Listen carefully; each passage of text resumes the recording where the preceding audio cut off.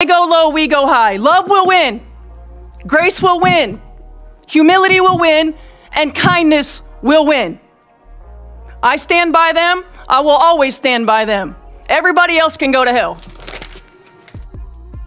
I didn't see. She says I did not see the foul in her message. The play in the last game, I didn't see the play in real time. That's her in the back. You sure about that? You sure about that? Straight to a press conference. So you can pause it right there. And that's her right there. That's her in the picture? back, and that's the foul. What do you mean you can't? How far would a head coach go to protect a player who crossed the line? For weeks, the league acted as if the case was closed. Coach Stephanie White looked directly into the press cameras and insisted that the violent collision involving Sophie Cunningham was nothing more than an unfortunate accident, seemingly expecting the public to move on, but she was wrong. While the front office appeared to move past the controversy, two major pieces of alleged evidence began circulating. First, an unreleased camera angle was said to show the collision from a different perspective, raising questions about whether the play was intentional. Then came the biggest twist, an alleged behind-the-scenes audio recording that supposedly captured members of the coaching staff discussing how the media narrative should be handled. When Patrick Bet-David reportedly got hold of the recording, he reacted strongly and demanded accountability on air. Suddenly, what began as a controversial foul had evolved into a massive basketball controversy. Let's take a step back and examine what happened on the court. When Dejounte Carrington collided with Sophie Cunningham, Sophie crashed to the floor, sending shockwaves through the arena. Cunningham is known for her relentless hustle and physical style of play, but the incident immediately sparked debate among fans, players, and commentators over whether the contact was simply part of competitive basketball or crossed the line into reckless play.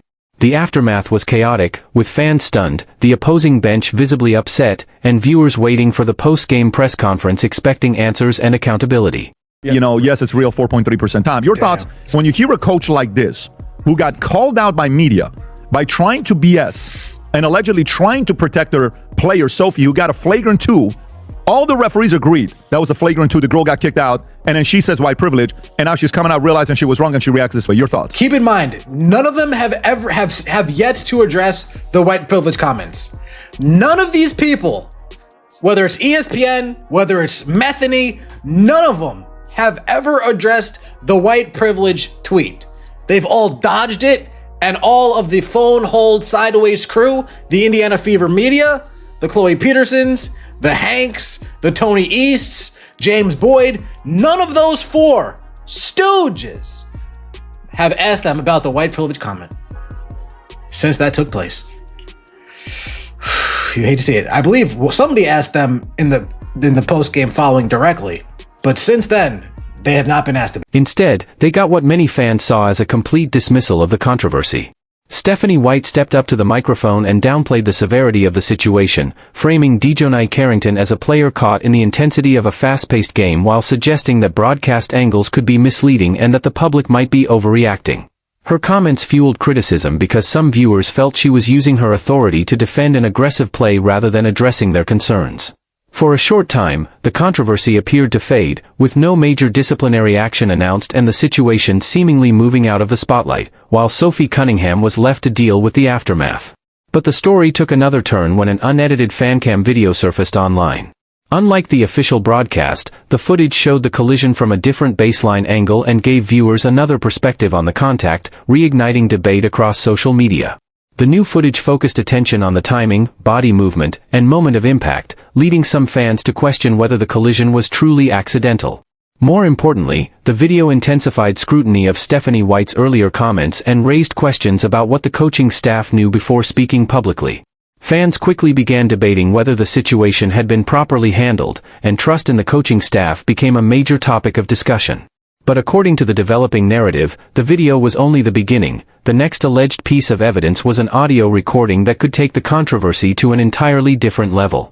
For their DNA, for what you are, it's not a hard test to do. You can do it with a swab. You can do it with many different ways to find out what you are. And we are an organization for women only. But because the WNBA wants to play politics and try to win the woke and all this other stuff, they're getting destroyed right now, and well-deserved. My speculation, like I said the other day, is I believe the WNBA has a bigger problem.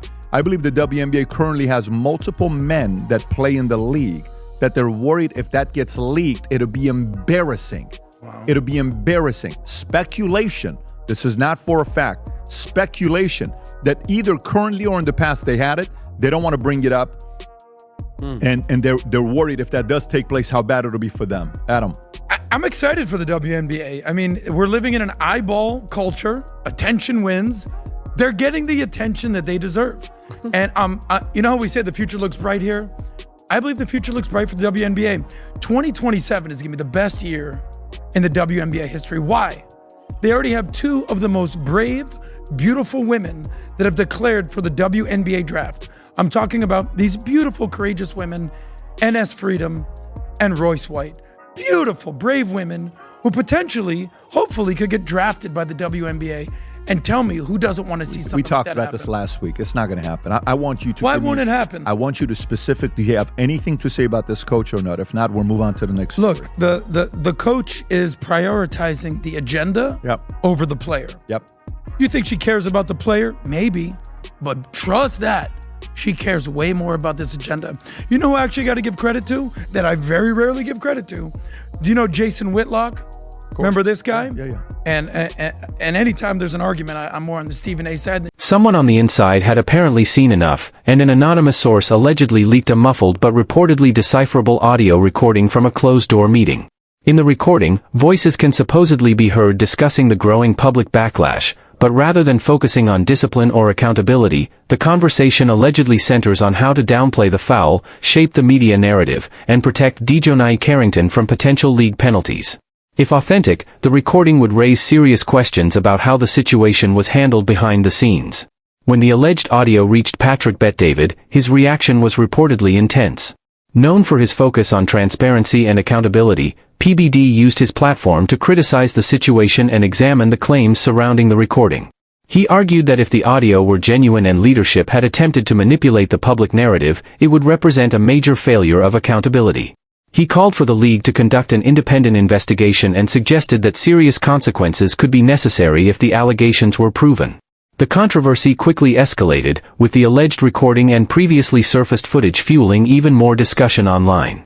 However, because the authenticity and context of the alleged audio remain crucial, the claims should be treated as allegations until independently verified.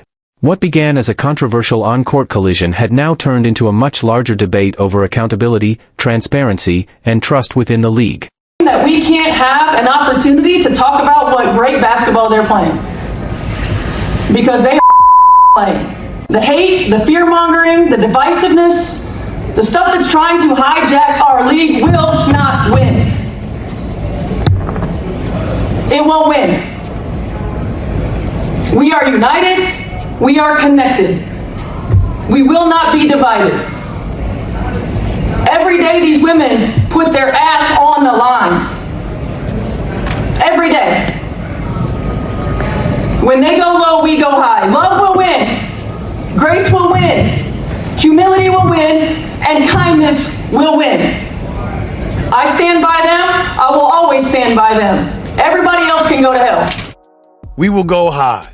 Love, grace, humility will win. And then you tell everybody to go to hell. You think that's going to work for you, Coach White? Think that's going to work for you?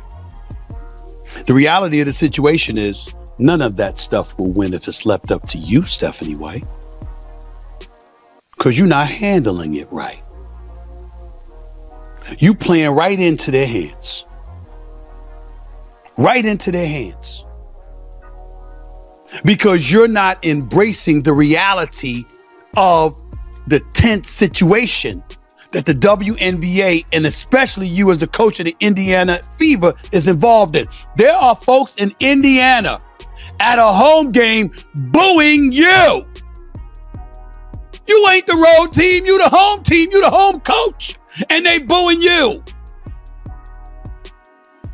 And Sophie Cunningham and Caitlin Clark can speak up for you all they want to, as they did, and as they should have.